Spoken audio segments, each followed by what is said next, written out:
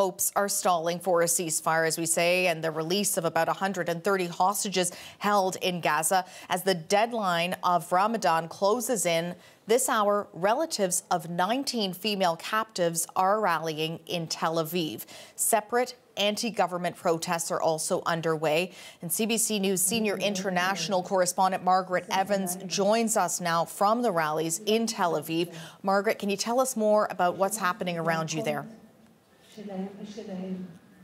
Well, we've just come out of a moment's silence to think about the hostages. As you've said, tonight 19 female hostages are being fought about, and relatives of those hostages or people close to them will be taking the stage. That's already begun behind me. That's in part because of International Women's Day earlier this week.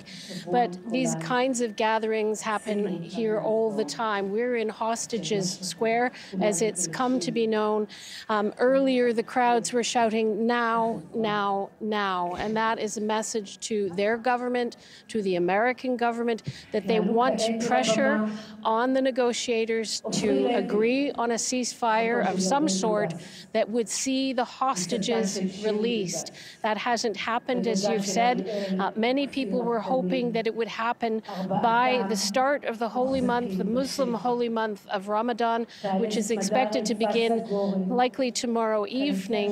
So a lot of disappointed people in this square, subdued, a lot of anxiety and a lot of anger at the government. Many of the people, you talked about the anti-government protests elsewhere in the country, people blocking the roads. These two gatherings sometimes mix. Before October 7th, of course, Israel was a divided country, many people taking to the streets in huge demonstrations against the government led by Israeli Prime Minister Benjamin Netanyahu, who, of course, has become the wartime leader here. And earlier, there was a sense of a need for leaders to gather around him in unity to combat the Hamas militants. But, of course, the longer this goes on, the more insistent people are here not to forget the hostages in his decision to continue fighting in Gaza. And Margaret, you've also been following really closely the struggle to get aid into Gaza. We mentioned the aid ship hoping to depart from Cyprus to bring aid into Gaza. What can you tell us about the aid plan and how much of a difference this could possibly make? It's really still too soon to tell. There's certainly a lot of questions and quite a lot of skepticism in the aid community. I mean, of course, they welcome any efforts to get more aid into Gaza. A quarter of the population there is currently on the brink of famine, according to the United Nations. More than 30,000 people have been killed there, according to statistics from the Hamas-run health ministry. Very, very dire. But in terms of these shipments, it's still not even clear how, once a ship arrives, the aid would actually be disembarked from the ship and taken to shore.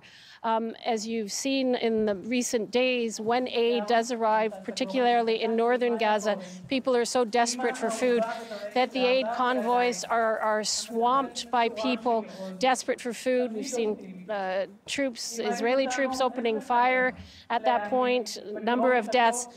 None of those answers are yet in place. And with the Americans saying that they're going to build a floating pier that would aid this kind of corridor, that's going to take 2 months. So there's an awful lot of unanswered questions, but at the same time, it is a reflection of the frustration of many governments with the Israeli government in not allowing enough aid into Gaza to support the population there, to help them emerge from the immediate need that they have for food and water, the very basic essentials of life.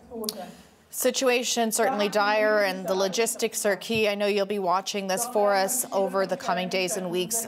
That's CBC News senior international correspondent Margaret Evans.